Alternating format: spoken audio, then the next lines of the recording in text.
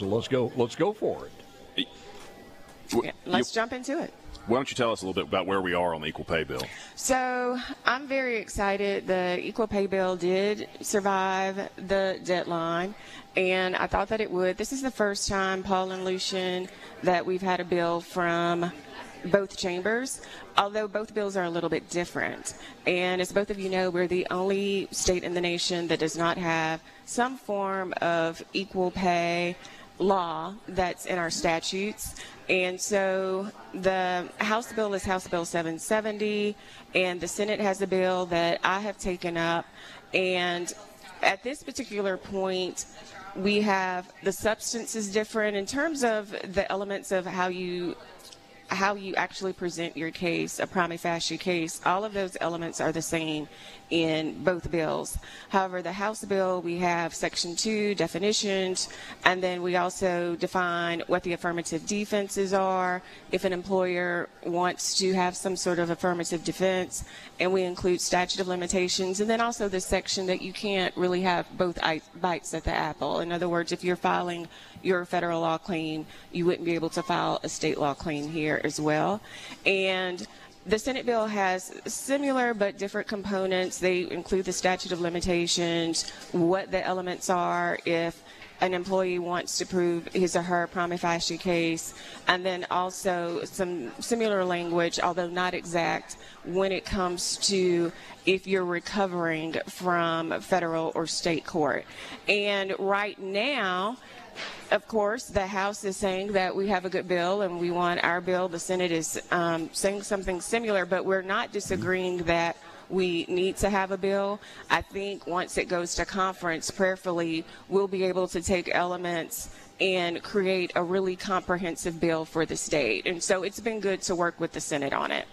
You think we're in a good position? I know there are some substantive differences, but you think there's a fairly high likelihood we're going to end up with an equal pay bill this year? Prayerfully. I've been praying over it. I've been talking to my Senate cohort, Chairman Wiggins in the Senate about it, talking to several senators about it. Of course, the House members are excited about it. And the House, I can tell you, if you looked historically over the years in the House, there have been a plethora of bills devoted to this subject. And so for us to now come to this point, to this day, where we have a bill in the House and a bill in the Senate is very significant, Paul and Lucien. And so prayerfully we'll be able to, like I said, reach some conclusion on what it looks like, the substance, so we can have a bill. Angela, let me ask you this, because we had Jason White on a few moments ago, and he says it's the divorce language that was put into the House bill is a non-starter for the for you guys in the House. Speak to that. Is that put the bill in jeopardy? So I can get into procedure. So there was divorce language that was put into the Senate equal pay bill and for the House. And I will say this, back when I was on a few weeks ago, Paul, I think it was back in January, you and I talked about the divorce law, the family law, domestic law task force that we had, that we studied, several laws over this year last year that we introduced bills for this year. One of them was the irretrievably broken, adding this 14th, 13th fault-based ground for a divorce. And I will say this, probably, and there have been a lot of bills with respect to Judd A that I've gotten phone calls, text messages, and emails about. But probably one of the most significant pieces of legislation that has been hotly talked about, that I've gotten most communication about, Lucien, has been this irretrievably broken, having another law on the books.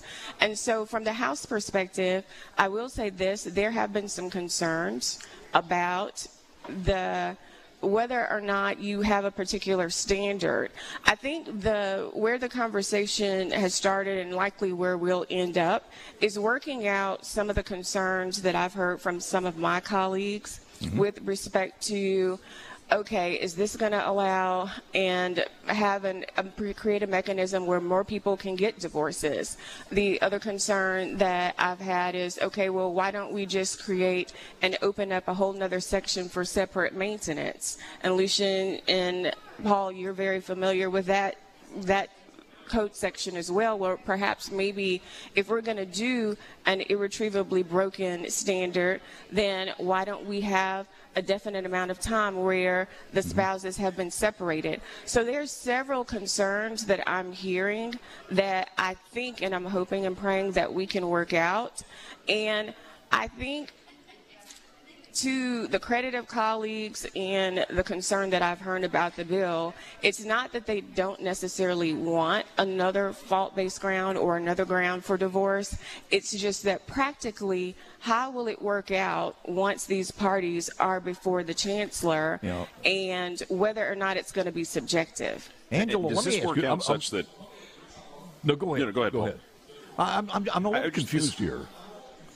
I'm a little confused to the point where is the bill that the Senate put in there, and the bill that they're talking about is if there's no spousal abuse, there's no cheating, they just don't like each other, they can one partner can say it's over. Is that basically what that bill says? Because I would think if there's spousal abuse or something, then that could be present. That's grounds for a divorce.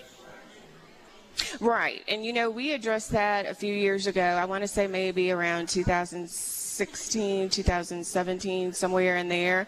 But you're right. So the problem comes in, Paul, where maybe you have one spouse who's leveraging, whether it's a higher income or maybe it's a retirement. And we talked about this at great length during our task force meetings. And we had several practitioners, several judges that were a part of this task force. And the chancellors are now having maybe 4 or 5 day trials on a divorce. And once the parties present their case, then the chancellor's like, wait a minute, when we look at these grounds, the evidence just does not comply with what the grounds are. What would you like to see in here? What would you like? What could you accept? I don't want to run out of time on this one, but what could you accept in this bill, keeping the divorce language in it? So my preference would be, and procedurally I've been thinking about this, is not to have that language attached, first of all, to the equal pay. I think those two definitely need to be separate. But secondly, I think that it would be very helpful to the bill to have some sort of standard, and I've actually worked in some language in doing that so that the judges have some, and I'm not saying that the judges would abuse their discretion, but I think it would be helpful to have a little bit more of a standard in there. Yeah, Lucien? That was my main question. I think people are probably interested in that and hearing it. But the question I would ask you, and I think we're starting to get towards the end of time, is what's the future for Angela Cockerham? Are you running statewide? Are you going to put you in Congress at some point? What's the future hold, or do you know? I honestly do not know. I will tell you this: I'm very, very blessed. I got elected when I was 27, 2005. And have enjoyed serving the people of Amite, Wilkinson, Pike, and Adams, the state of Mississippi, and it has truly, truly, truly been a blessing. So we'll just have to see what happens. You do a great job, and that's a great part of the state. As you know, my grandmother was from Gillsburg, down not far from you. God's